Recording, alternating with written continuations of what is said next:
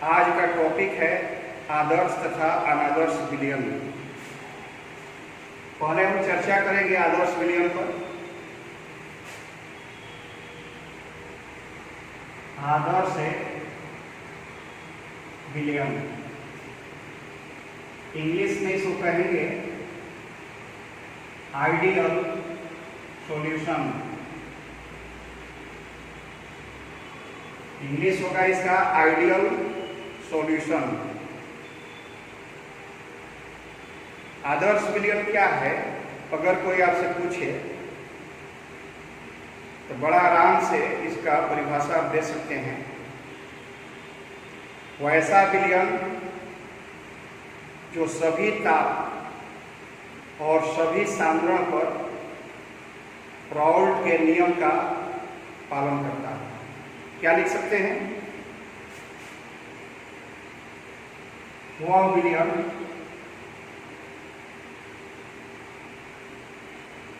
जो ताप एवं सांद्रण की सभी परिस्थितियों में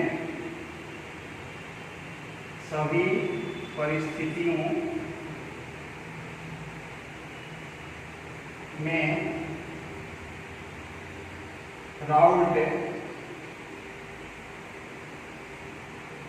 के नियम का पालन करता है। आदर्श विलयन कहलाता है। देखिए, वास्तविक रूप में अगर देखा जाए तो कोई आदर्श विलयन नहीं होता है। व्यवहारिक रूप से सभी नियमों का पालन करना संभव नहीं है। इसलिए हम कह सकते हैं कि आइडियल सॉल्यूशंस आर रेयर, दुर्लभ हैं। कोई भी आपका विलयन जो है वो लगभग आदर्श व्यवहार को तो प्रकट करता है, लेकिन एग्जैक्टली आइडियल होना पॉसिबल नहीं है। ये दिमाग में रख लीजिए। आदर्श मैंने शुरू से ही बताया था कि एक काल्पनिक शब्द है, काल्पनिक कह सकते हैं। कोई आदर्श नहीं हो सकता है। ना आइडियल स्टूडेंट है, ना आइडियल टीचर है, ना आइडियल गैस है, क्योंकि सभी परिस्थितियों में समस्त नियमों का अक्षरशः पालन करना व्यवहारिक रूप में संभव नहीं है। लेकिन फिर भी हम आदर्श विलयन को ऐसे ही डिफाइन करेंगे। वह विलयन जो ताप एवं सांद्रण की सभी परिस्थितियों में राउल्ट के नियम का पालन करता है, आदर्श विलयन कहलाता है। अब देखिए, आदर्श विलयन होगा तो निश्चित रूप से उसका कुछ गुण होगा, उसकी कुछ विशेषताएं होंगी। तो परीक्षा में आदर्श विलयन का विशेषता भी पूछा जा सकता है, उदाहरण भी पूछा जा सकता है कि आदर्श विलयन के उदाहरण दिए। तो हम आदर्श विलयन की विशेषता पर अब चर्चा करेंगे। इसको मिटा दें।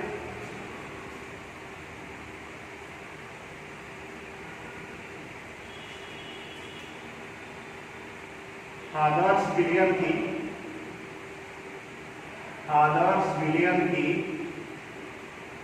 विशेषताएं। देखो, सबसे पहला विशेषता क्या है? राउल्ट के नियम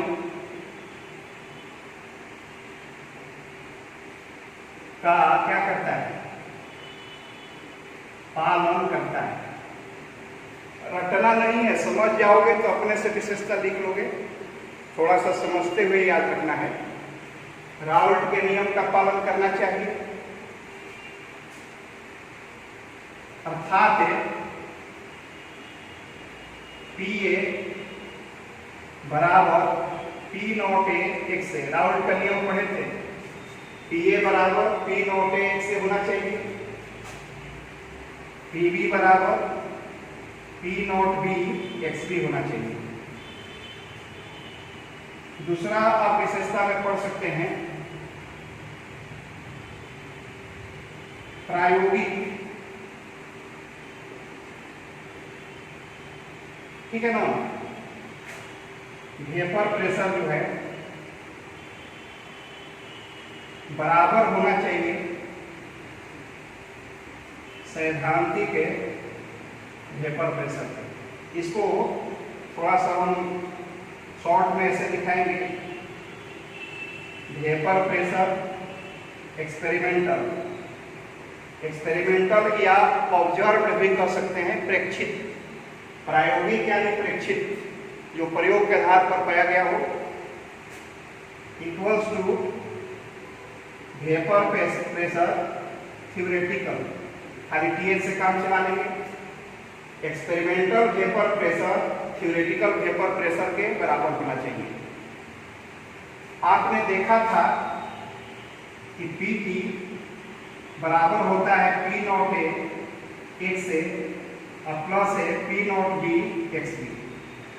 यहाँ पर जो Pt है इसको हम एक्सपेरिमेंटल मान लें, यह आपका एक्सपेरिमेंटल वेपर प्रेशर है जो एक्सपेरिमेंट के द्वारा प्राप्त है।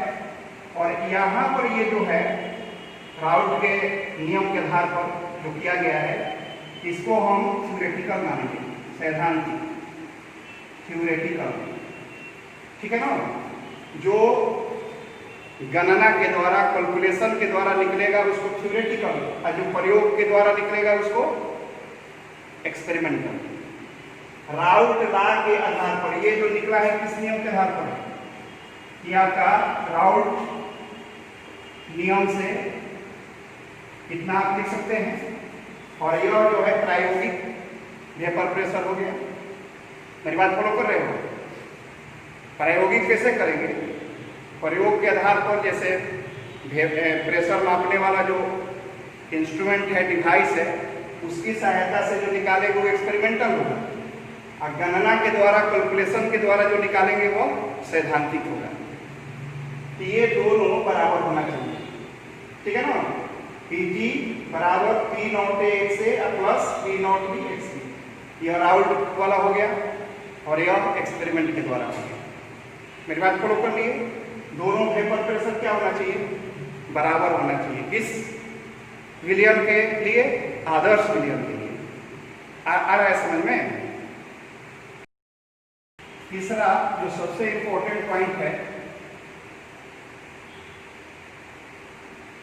ए आकर्षण बल बराबर होगा बी आकर्षण बल, और बराबर होगा ए आकर्षण बल। देखो ए और बी के मिलाने से आपका विलयन बन रहा है। मेरी बात फॉलो कर रहे हो। जैसे मान लो कि यहाँ पर एक द्रव है ए, यहाँ आपका द्रव है बी, द्रव बी है, तो इसमें जो आकर्षण होगा ए होगा, और इसमें जो आकर्षण होगा वो बी होगा। अब ये दोनों को मिला दें, ठीक है ना, तो ये विलयन बनेगा ना बी, तो इसमें जो आकर्षण होगा आपका ए बी होगा। मेरी बात फॉलो कर रहे हो। तो ए और ए के बीच में, माने द्रव ए के अणुओं के बीच में जितना आकर्षण बल लगेगा अंतराण्विक आकर्षण, उतना ही अंतराण्विक आकर्षण बी और बी अणुओं के बीच होगा, और उतना ही अंतराण्विक आकर्षण ए और बी अणुओं के बीच में होगा। मेरी बात फॉलो कर रहे हो। अगर ए को हम घुल्ले मान लें और बी को घोलक मान लें, घोलक माने विलायक, घुल्ले का मतलब विलेय, तो ए आकर्षण को हम कह सकते हैं घुल्ले घुल्ले आकर्षण बराबर होगा घोलक घोलक आकर्षण बराबर होगा घुल्ले घोलक आकर्षण। ऐसा मिलेगा तो जब आपका विलयन आदर्श होगा तभी ऐसा मिल सकता है, ठीक है। जिससे विलयन बना है इसमें भी आकर्षण बल उतना ही होगा। शुद्ध अवस्था में कितना है आकर्षण बल, विलयन बनने पर भी कणों के बीच आकर्षण बल उतना ही होगा। तब समझ लीजिए कि निश्चित रूप से कैसा विलयन होगा, आदर्श विलयन होगा। और इसका बड़ा इंपॉर्टेंट रोल है, इसी के आधार पर आप दिखा सकते हैं और भी विशेषता को आप डील कर सकते हैं, इसलिए इसको याद रखना आवश्यक है। ए आकर्षण बल, बी आकर्षण बल और ए बी आकर्षण बल ये समान होंगे, बराबर होंगे। दिखा दें इसको।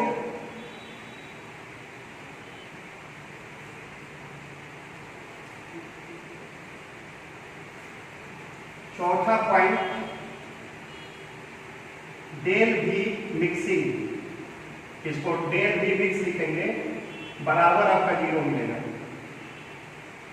डेल भी मिक्सिंग मैंने समझ रहे हैं? नहीं, दोनों अवयवों को मिलाने पर आयतन में परिवर्तन 0 होगा, 0 के बराबर। तो समझ लीजिए कि आदर्श विलयन है। दोनों अवयवों को मिलाने पर आयतन में जो परिवर्तन होगा वह 0 होगा, यानी कि विलयन का जो आयतन होगा वह विलेय और विलायक के आयतन के योगफल के बराबर होगा, तभी ना उसका परिवर्तन 0 होगा। देखिए समझिए इसको। मान लीजिए कि यहां पर आपका द्रव ए है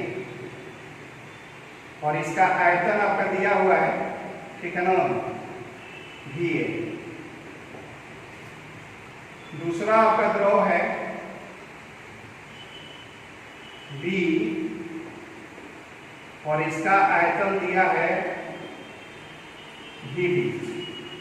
अब इन दोनों को मिला दिए तो विलयन बना, और विलयन का जो आयतन होगा, ठीक है ना, ये आपका विलयन का आयतन है।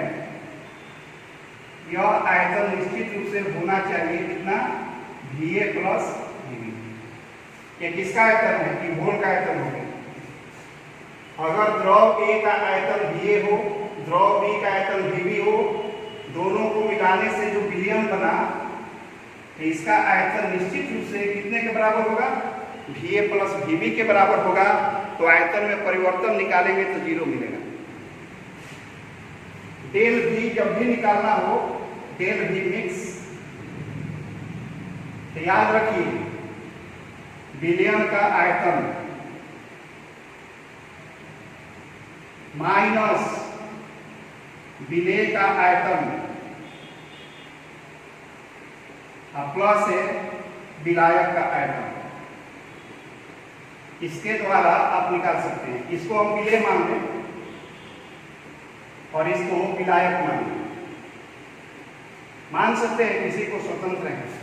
अब बताओ विलयन का आयतन कितना है, Va प्लस Vb माइनस विलेय का आयतन Va प्लस विलायक का आयतन Vb। तो बताओ कि ये कट जाएगा ना जी, और कटेगा तो कितना आ जाएगा, 0। तो ऐसा आदर्श घोल की स्थिति में ही मिल सकता है कि दोनों अवयवों को मिलाने पर आयतन में परिवर्तन 0 होगा। याद कर लेना है, आयतन परिवर्तन 0। देखो इसको एक उदाहरण द्वारा और समझो। जैसे मान लो कि बेंजीन है, प्लस है टॉलुइन है, और इससे एक विलयन बना। अगर इसका हम 25 ml ले लें, इसका भी 25 ml ले लें, तो यह एग्जैक्टली कितना ml बनेगा, 50 ml।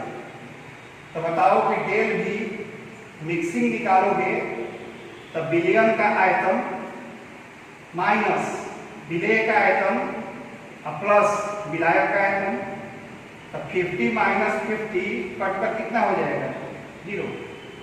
तो यह बात बिल्कुल याद कर लेना है कि आयतन में परिवर्तन 0 मिलेगा, आदर्श विलयन होगा तब। पांचवा पॉइंट,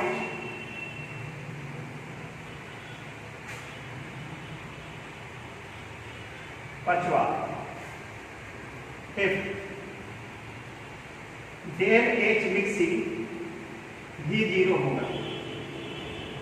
डेल एच मिक्सिंग का मतलब हुआ दोनों अवयवों को मिलाने पर एंथैल्पी में परिवर्तन। याद रखो, डेल एच का मतलब क्या हुआ? एंथैल्पी में परिवर्तन। तो डेल एच मिक्सिंग अगर 0 का मतलब क्या हुआ? इसका मतलब जे न तो ऊष्मा अवशोषित होगा और न ही मुक्त होगा। इस स्थिति में ऊष्मा में जो परिवर्तन होगा वह निश्चित रूप से 0 मिलेगा।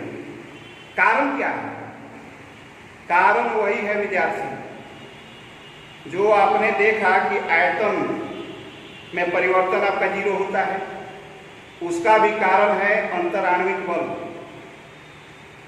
डेल भी मिक्सिंग अभी आपने देखा ना कि डेल भी मिक्सिंग जो है वह 0 होता है।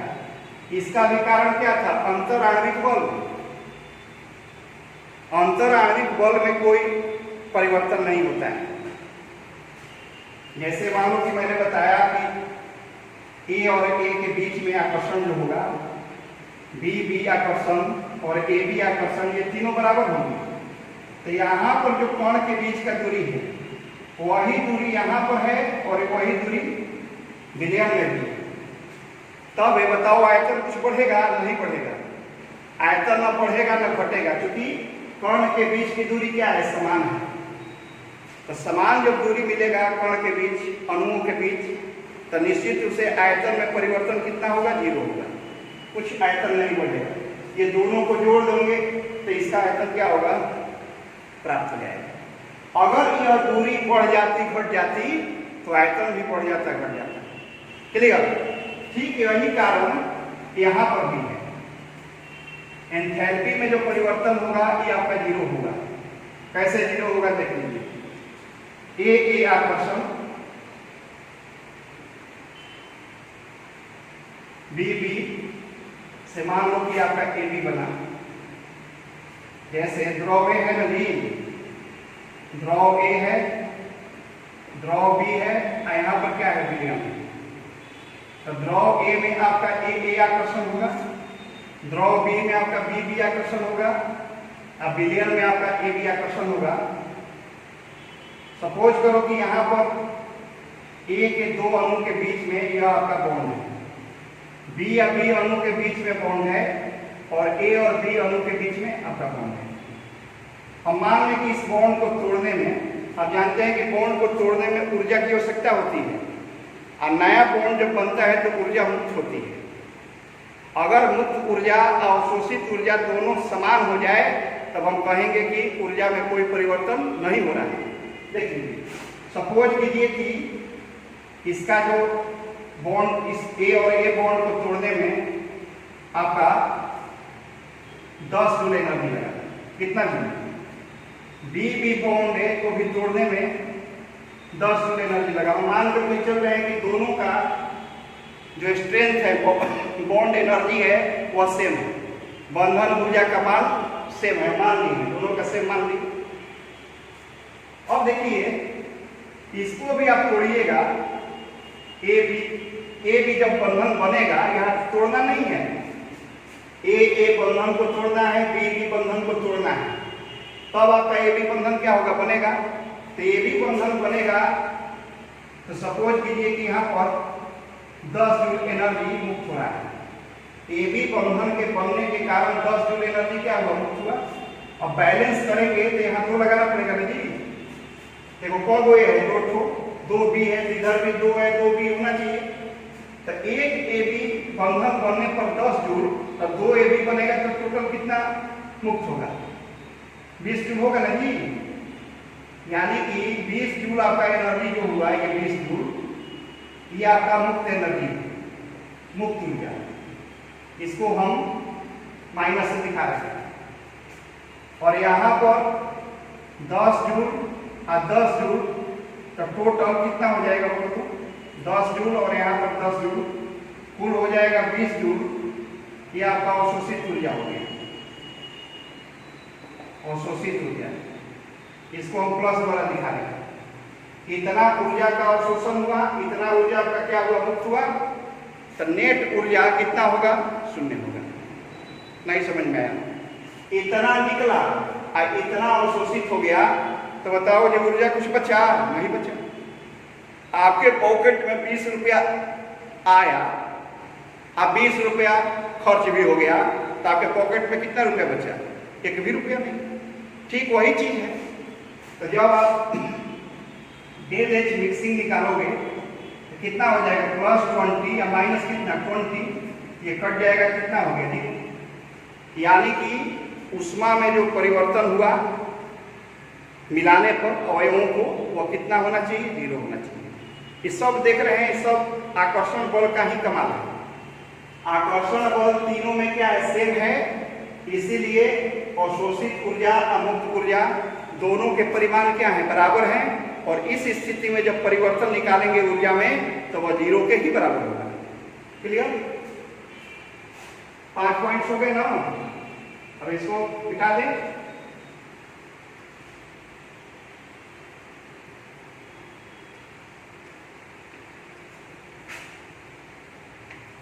चलिए फिर से बताइए, बंधन को तोड़ने में ऊर्जा मुक्त होता है कि अवशोषित?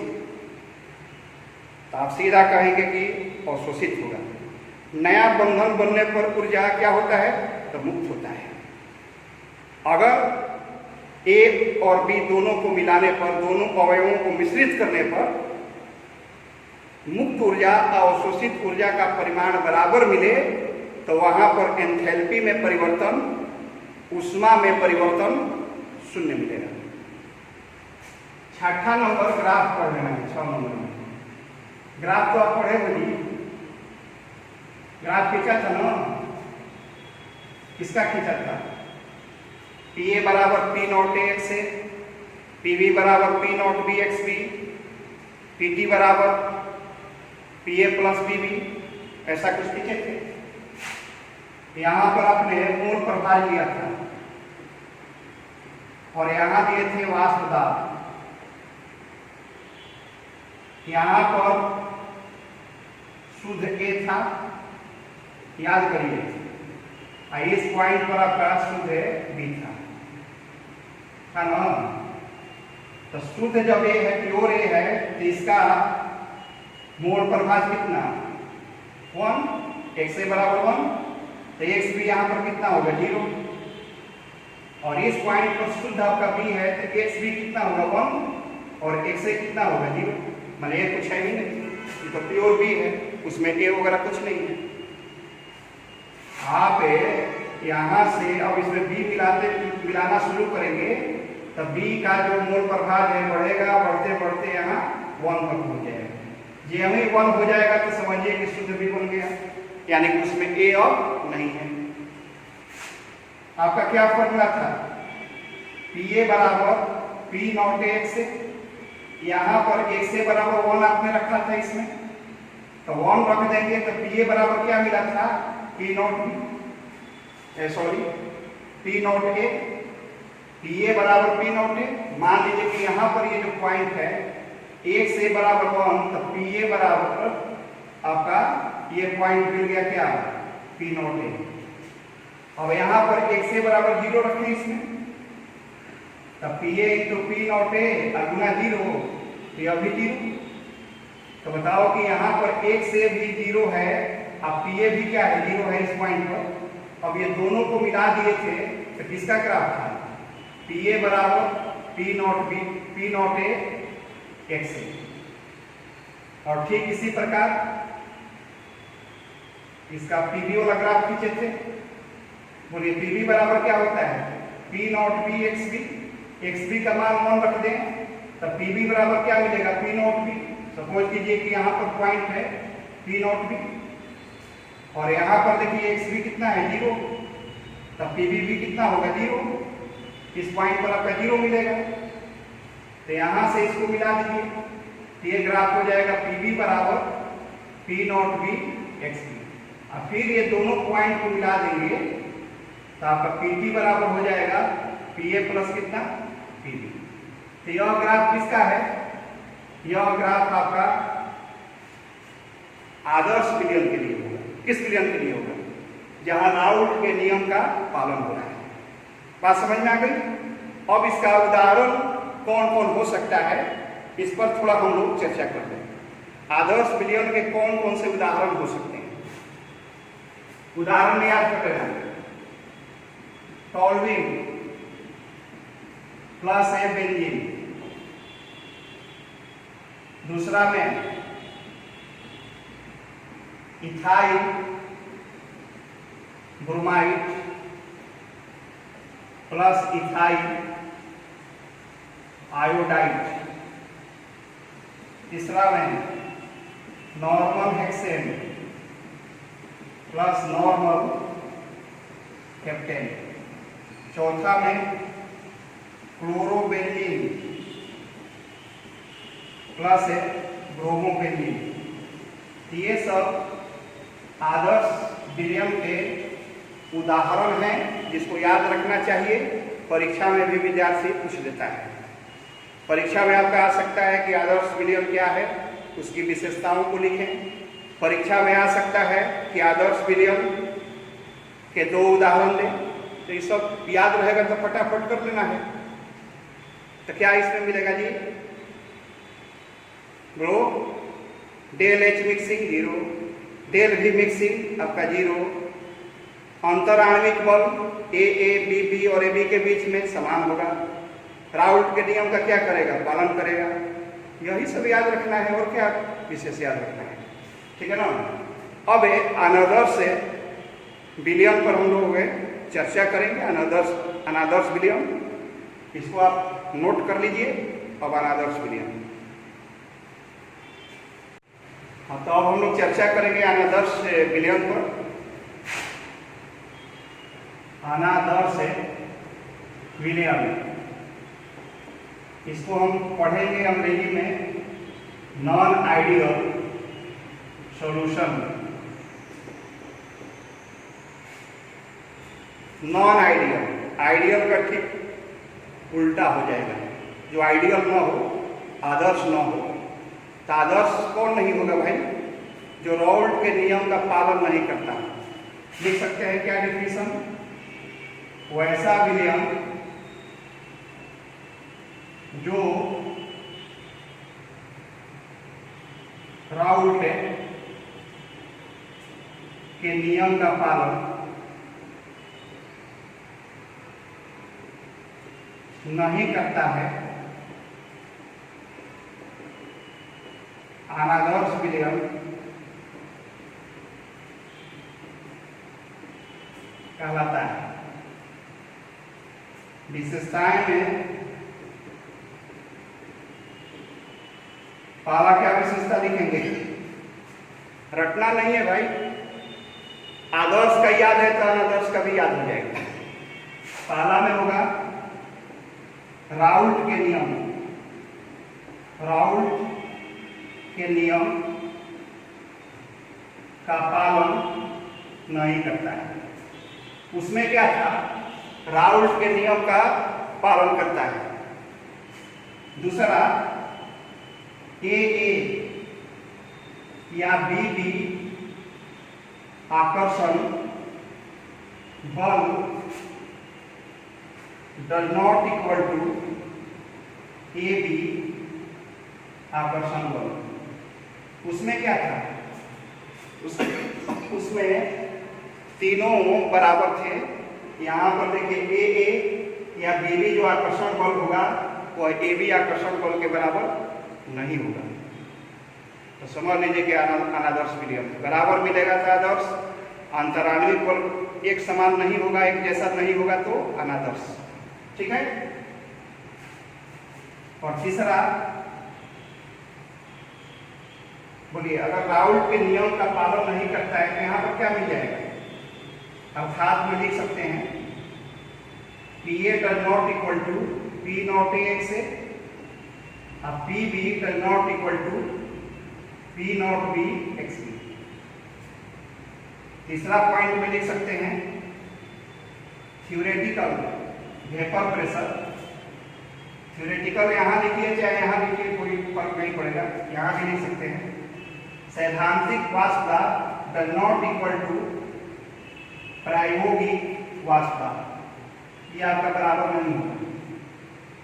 यानी कि P T does not equal to P not A x A plus है P not B x B. मेरी बात फॉलो कर रहे हो? यहाँ पर एक्सपेरिमेंटल कर लो, एक्सपेरिमेंटल इधर कर लो थ्योरेटिकल, क्योंकि ये जो आपका एक्सपेरिमेंटल हो गया वेपर प्रेशर, और यहाँ पर ये जो निकला ये आपका थ्योरेटिकल है। तो एक्सपेरिमेंटल थ्योरेटिकल के बराबर आपका नहीं होना चाहिए, ठीक है ना। ये राउल्ट के नियम वाला हो गया। तो राउल्ट के नियम से जो वेपर प्रेशर आएगा, आप प्रयोग के द्वारा जो वेपर प्रेशर निकालोगे दोनों समान नहीं होगा। चौथा, del V mixing does not equal to 0। पांचवा, del H mixing does not equal to 0। ये 5 पॉइंट्स इसमें आपको याद रखना है। अनादर्श विलयन में आप पढ़ेंगे टाइप तो 2 प्रकार के होंगे, एक राउल्ट लॉ से धनात्मक विचलन दिखाने वाला और एक राउल्ट लॉ से ऋणात्मक विचलन दिखाने वाला अनादर्श विलयन। 2 प्रकार के अनादर्श विलयन हो सकते हैं, जिसकी हम लोग चर्चा कल करेंगे। अब यहाँ पर जरा सोचिए, जैसे मान लो कि इसी पर ले लीजिए, इसी पर del H mixing does not equal to 0, तो यहाँ 2 पॉसिबिलिटी होगी। एक आपका हो सकता है del H mixing greater than 0, और दूसरा पॉसिबिलिटी हो सकता है del H mixing less than 0।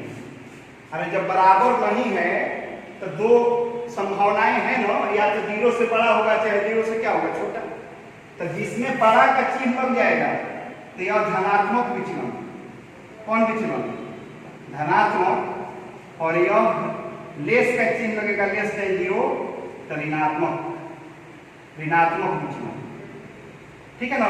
इस पर हम लोग चर्चा अगले वीडियो में कर देंगे। धनात्मक और ऋणात्मक वाला दोनों एक साथ हो जाएगा, तब तक इसको याद कर लीजिए। अंतर आता है आदर्श अनादर्श में, आप बिल्कुल याद करिए, ठीक है ना। फिर अगला वीडियो में आपको मिल जाएगा। धन्यवाद।